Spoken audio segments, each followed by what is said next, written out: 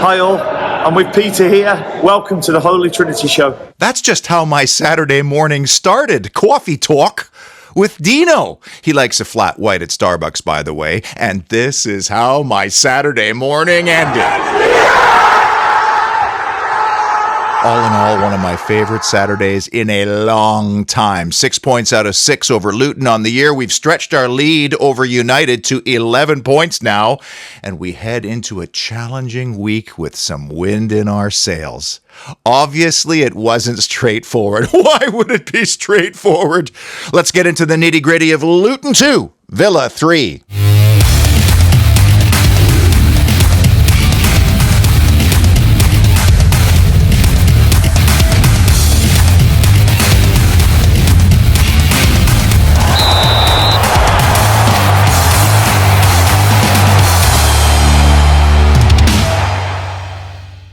First of all, I'm not sure if my coffee with Dean Smith would have even happened if not for some of his friends and family vouching for me and the show. Dino told me that when he was let go, one of his acquaintances actually sent the show I did about it to him, which is utterly bonkers. And the reason why I admire him so much and why he is an all-time influential villain is because he is the authentic, genuine article. And he's generous too. I mean, think about it. This is game day for Charlotte FC, and he's set aside an hour for some mucker YouTuber from Vancouver.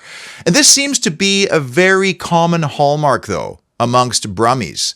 You know, they are generous, they are humble, and they are proud. We covered a lot of topics over the course of that hour, most of which I won't divulge because I'm trying to develop a professional and trusting relationship with the guy. I mean, he's fabulously connected and would be a wonderful contact for this show. But he did confirm some of the feelings I had over certain people and situations around the time of his departure, which was kind of reassuring for me that even from 7,400 kilometers away, you know, you can kind of read the tea leaves a little bit. But this to me was very telling about the kind of guy Dean Smith is. He still maintains contact with virtually every single person he worked with at Aston Villa, even those who had to let him go. Dino offered up this pearl of wisdom. You can disagree with someone without destroying the relationship. Wouldn't that be a great mantra for social media? Because it's the complete opposite, where you disagree with people and then you block them or ghost them. And this is why I think he is the quintessential father figure type manager who helps people grow. Unai Emery is not that. Unai Emery is more of a footballing PhD who tries to help teams and players get to that next level. One is not more important than the other. It's just really about what you need at the time. And I'm telling you, Dean Smith is in the right place. He's happy and he's going to help players from his team move up and on, which should be the MLS model. And I'll tell you, it was a record opening day crowd in Vancouver, and his Charlotte team silenced them and put on quite a first half display. How they didn't come out of that half leading 3-0, I'll never know. Let a late sloppy goal in. 1-1 at halftime. They held on for the point, and I'm sure Smith will be pretty satisfied with that. And before I get into Luton itself, you know me, I'm not the kind of guy that comes on here and begs for subscribers every single show, but I'm also not a guy who is satisfied with just sort of sitting still. I still want to grow this channel, and I also owe it to my fantastic sponsor, 24/7 Services, to grow in order that they get more eyeballs and grow their business. So my first request from you is to check and make sure you are subscribed, because this platform has been randomly unsubscribing people from channels for some reason. I don't know why. And if you are subscribed, maybe hit the notification bell as an extra layer to know that you're still there. This is a massive search engine. So subscribers and recommending this channel to others makes a difference. And I was astounded to find out in the back end that almost a third of my viewers, 500,000, that's incredible, 1.5 million views in under 3 years, bonkers, but a third of them are not subscribed to this channel. And I realized that you have to be signed in or have a Google account in order to subscribe. And many people don't want to be beholden to another mega tech platform where you have to worry about a password and being linked to all these other things. But I'm telling you, in order for me to grow the way I want this show to grow, I would really appreciate if you could subscribe to this channel. I did not have a correspondent among the noisy and relentless throng at the Kenny because the allocation was so small, and Villa had only won twice there previously, but now I've got it as 12 straight wins over teams from London and 16 undefeated against teams from the capital. Unai Emery just loves ripping up an old record, doesn't he? There's just something magic and beautiful about how cramped and cozy and even incongruent this ground is, fitting into the neighborhood with its differing grandstand roof lines. It's absolutely magic to me. As I welcome you to the Holy Trinity show, especially you, Dave Smith, Dean's older brother. And the key numbers are really interesting because Luton wound up with more shot attempts, but not on target. Our ratio there was excellent on Saturday, and I thought Thomas Kaminski was superb in the Luton goal, making 5 saves. Fouls committed was utterly ridiculous in this match. I'll talk about that in a minute, but it was comical to the point of almost match fixy at times. And that's my first irritating issue, the performance of the always dour and miserable looking Michael Oliver. Like, if he attempted to smile, would his face crack and just fall off his head? And I don't like to blame referees for wins and losses, and neither does the manager, but you saw the foul count. It was utterly ridiculous. Ollie Watkins on his own could have earned 19 fouls. Poor Watkins might need therapy after that game. He was violated so many times. In fact, the Aston Villa surgeons had to remove a growth from his backside after the game, and they named it Tayden Mengi. Reece Burke had just been booked. Then Ollie Watkins scored, and then moments later, this happens. This was being checked by VAR for serious foul play. Now, it wasn't deemed to be in the end, but still, if you're checking it for that, is it not at least worth a yellow card? And then there's Tommy Chong. I'm calling him that lovingly in tribute to the Canadian drug humor duo Cheech and Chong. Well, this Chong was doing more rolling than that Chong usually does. I hope you appreciate the layers of humor in this show. He was fouled 5 times officially, but I'm telling you, this lad went down more than some of the professionals you might be meeting in Amsterdam on Thursday. Big issue. King Konza and that dodgy attempt at a beard of his, back on his throne, holding court over the back line and ruling over his attacking adversaries sooner than we thought, probably, and at the perfect moment in our season. Concerning issue, Jacob Ramsey coming off complaining of pain in the precise area that's given him problems this season. I mean, this is metatarsal area that he's pointing to here, and there's a lot of nerve endings in your foot. It takes only a slight deviation to cause real problems. Let's hope this is just a temporary issue and not a recurring one.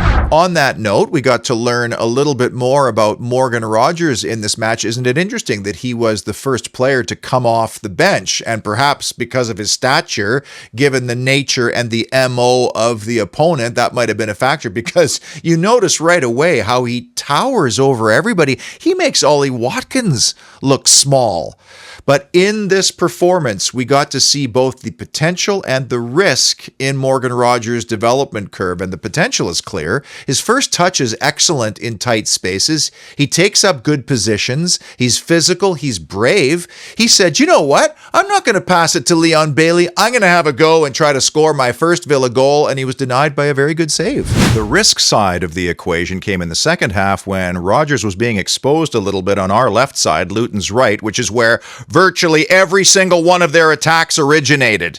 And although Rogers did have a very good day statistically, the one area where he was lacking was ground duels won, just 3 of 7. Meanwhile, the player he came up against, a very tricky Ogbeni, had won 7 of 9 ground duels, which tells a bit of a story in itself, and Rogers was forced to foul the player 2 times. It's never great optically when the substitute is substituted, but we know this is a high potential young player who requires refinement, and I believe in my heart of hearts he's in the right refinery. Fun moment, not relating to the game, but Douglas Luiz's selection to La Seleção. I don't know if you caught the family watching along in real time as the players were announced, and it went all pear-shaped when Casemiro's name was called, and then the joy returned with the announcement of Dougie. I mean, is this the moment? Is this it?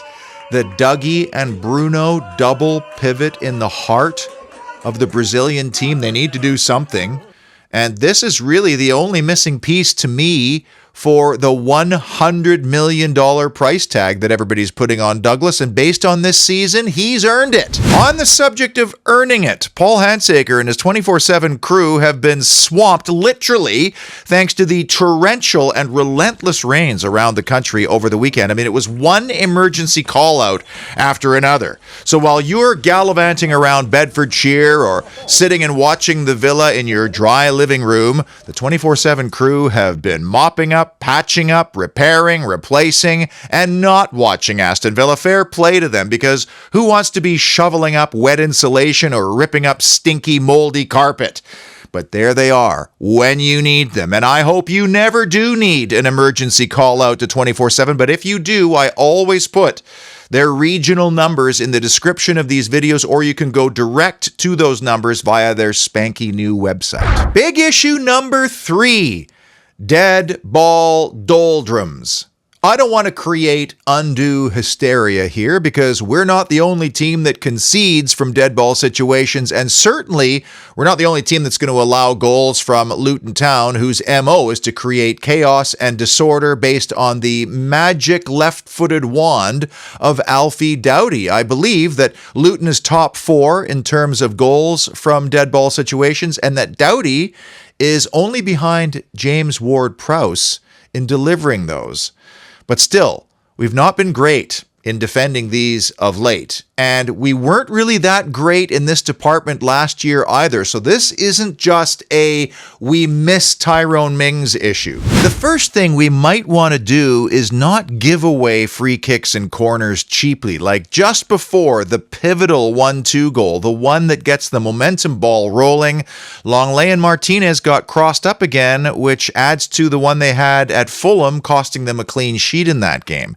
This ball across was totally and completely uncontested for Emi Martinez, so either he didn't shout or he just didn't shout loud enough, or Longley just panicked in that moment. And from there, despite a sensational goal line clearance from Matt Cash, the likes of which I haven't seen in a long time, we simply could not deal with the seconds or the thirds, which is Luton Town's bread and butter. And then the foul that provides the free kick that precedes the 2-2 goal was among many in a laundry list of diabolical decisions by Michael Oliver. I mean, Ezri Konsa's arm is being held here. I don't know what he's supposed to do. Other than that, there is nothing in this, but Michael Oliver is just following his instructions from Stockley Park. Make sure that Manchester United remains in the Champions League hunt, and take nothing away from Doughty. I mean, this is a wonderful ball played in. I'd love to know from the technical debrief what you honestly could have done better here. Sometimes a ball like that deserves to have somebody latch onto it at the back post. And this, by the way, is Tommy Chong's reaction to the goal. Big issue number 2, cut and paste time. Ollie on target. One thing I said to Dean Smith on Saturday morning was how much I wish I had the eyeballs to identify true, raw, rich talent, and then have the patience to help see it through and develop it like many world-class elite football people. You know, because then if you identify the talent, it's just a matter of saying, okay, well, here are the liabilities that you need to improve on, and then it's just very specific about how you implement those improvements. I mean, imagine the power of that. You identify a player you know is going to be world-class, you are patient, you work with them, and one day they end up becoming a $100 million player. I mean, the power behind that. You'd be one of the richest people in the world. Oliver Watkins has been written off quite possibly more than any other player in Aston Villa history, I reckon. And imagine if coaches or technical people listened to certain fans evaluations of players. Why? Nobody would ever become great because they would have been discarded onto a giant heap of footballers who failed to live up to their potential after one season or even 1 month for that matter. Now, yes, over the last 3 or 4 years, there have been phases during Watkins' career where he wasn't prolific or he wasn't even getting chances to be prolific. I mean, remember the beginning of last year? Steven Gerrard didn't even start Ollie Watkins. That's how unconvinced he was. And of course, Gerrard was simply incapable of either motivating or coaching Watkins into being prolific. So now Watkins gets the teacher who believes in not just his ability, but his commitment and professionalism, and then the fine details are constantly being worked on with his individual finishing coach. One of those details will be where he is stationed on attacking set pieces and corners, and in this case, it's on the front post, which I find very interesting because you'd think it would be easier to be at the back post and come on to the ball and maybe even put it into the far corner.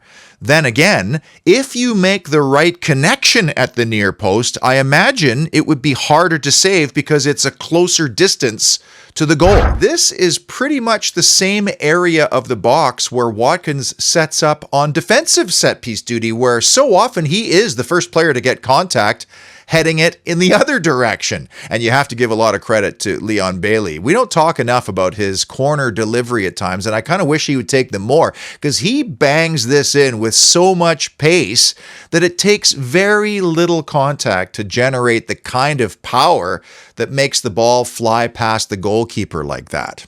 Then on the 2-0 goal, just a moment of being so alert where he catches Douglas Luiz's attention somehow, but times the run to perfection. And it's what happens after this point that proves why Ollie Watkins is just lighting it up right now in the Prem. This is now the polish in Ollie Watkins' game, where in a split second, he puts the right shape and spin on the ball to get it around the goalkeeper, but also that the spin will take it off the post and in. And he would have replicated this particular scenario from this range hundreds of times in training, I'm sure. Do you notice we're not seeing Ollie Watkins burying his head in his hands at all anymore? He's either scoring or setting up teammates. He's now first in the Premier League in goal involvements. That's over Erling Haaland and Mo Salah. And to be fair, that's largely because he's managed to remain fit throughout the season. The other two have not.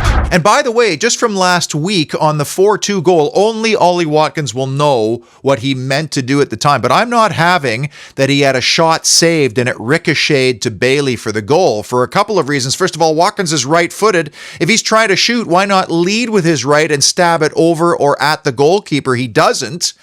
And the goalkeeper, when you look at it slowed down frame by frame, gets to the ball first and it ricochets off Ollie Watkins' left boot, which just so happens to be angled that it finds Bailey wide open. I think this was a deliberate chop back because Bailey was in a better position to score and the ball went off of Watkins' boot last. So he should have been given an assist, in my opinion. These are semantics, however. Bottom line, dude is on fuego right now. And the number one big moment that defined Luton 2, Villa 3, the French connection. Oh, this was a moment. This is the kind of moment we may look back on in the summer, and I've been saying that a lot this season. And we knew exactly what we were in for at Kenilworth Road, a Luton side that actually came out slowly, spotted us a 2-0 lead, probably lucky it wasn't more than 2 at halftime, and then completely reversed the whole thing in the second half, winning the ball, whipping in crosses, earning corners and free kicks, and just keeping the ball alive in the penalty area.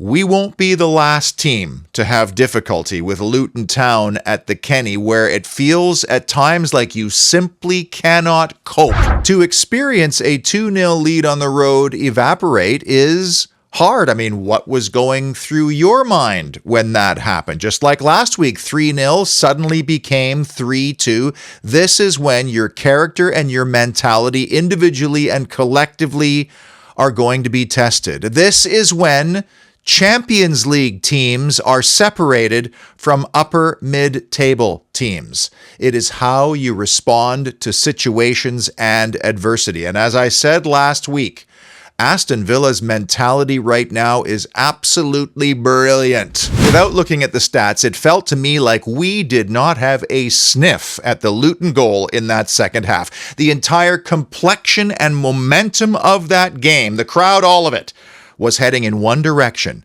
Luton scoring a late winner or us hanging on to salvage a point after taking a 2-0 lead. The crowd was feeling it.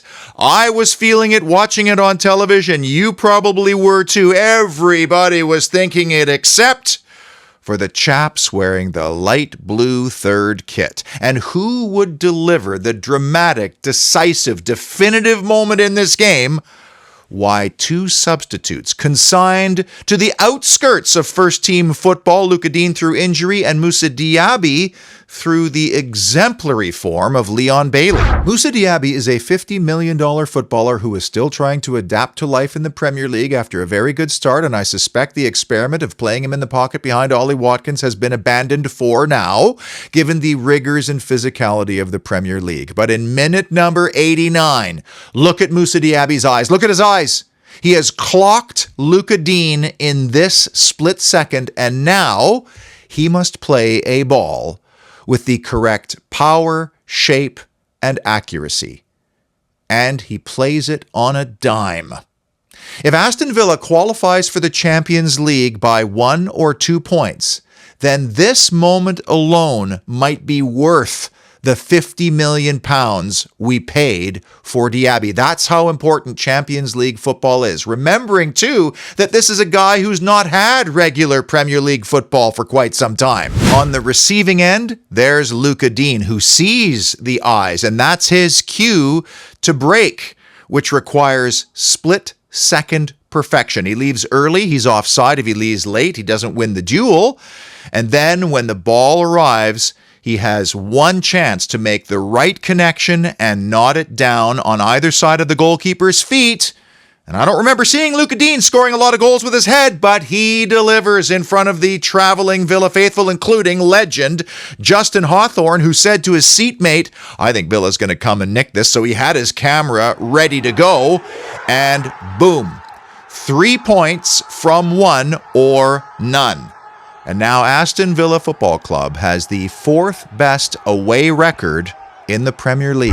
Oh, you could see the disappointment in Michael Oliver's eyes as he pointed towards midfield, desperately hoping that Lucas Digne was offside as Stockley Park scrambled to try and find some kind of foul. Tommy Chong's reaction was the same, even though he had been substituted at this stage. If you didn't watch this game and you just saw the score, you'd say, well, yeah, we'd be expected to win that game. Look at the respective table positions and all the injuries Luton Town had, and they picked up another one early in this game. Lesson learned on the dangers of rushing a player back too soon. We'll see you on Thursday, Pau Torres, maybe on Sunday against Tottenham.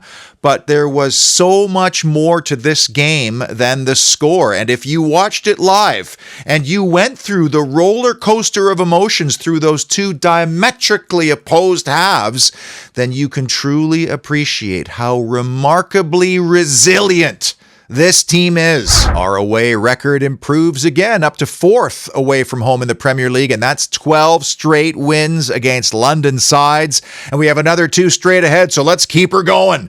And we have to add a VAR plus because the play was called offside in real time when Ollie Watkins made it 2-0. Assistant referees must hate those. Boy, is Watkins incredible right now. He also hit the post and forced a great save on top of his 2 goals. Set pieces I spoke of earlier, a wash. We scored from 2. We conceded from 2. I think we need to learn from the defensive ones because it feels like we're shipping a lot of those right now. Our first half plus minus is getting into all-time territory. And against the bottom 6, we also added another 3 points. Next up, it's off to Amsterdam for the first leg in the Europa Conference League's round of 16. And Holy Trinity Show senior correspondent Samir Gaby will be there, providing as much footage as he's legally allowed. I'll tell you who's pumped for this game, Tommy Chong. Oh boy, there'll be a lot of rolling in Amsterdam, that's for sure. Now, one of the advantages of having your substitutes come on and provide the definitive, decisive, and dramatic late winner at Luton is it also gives Unai Emery some rotational flexibility heading into the game on Thursday. Like, I could see both Diaby and Lucadine starting in this game. Does he bring Pau Torres back for Thursday or save him for Sunday? Because I could see Konza and Longley starting together again at center back in the Johan Cruyff Arena. And maybe then on Sunday against Spurs, Konza goes to right back with Longley and Pau in the middle of the park. The concern for me would be an over-reliance on Ollie Watkins, which makes me wonder, are we going to start Nicolo Zaniolo up front on Thursday until John Duran is back to full fitness? Maybe go and try to grind out a result at the Cruyff Arena and then take the chances back at Villa Park a week later. Tough season for John Vant Schip's Ajax, although they're coming off a 2-0 win over Utrecht. And they play this 5-4-1 system, and the lone striker, talented 22-year-old kid named Brian Brobby, who has 15 goals on the season. And don't forget that Jordan Henderson is in this squad after abandoning Stevie G's Saudi Arabian project. Well, that's a Saturday I won't soon forget. Shame that my U15 boys couldn't pull off a dramatic late equalizer to get something out of their game, despite how well they played. It is the performance that counts, after all. That would have been a trifecta. But still, I'm really looking forward to Thursday because it's going to be a really fun away outing for our traveling support and also a big opportunity for this club. Until then, be well, and as always, up the mighty Villa.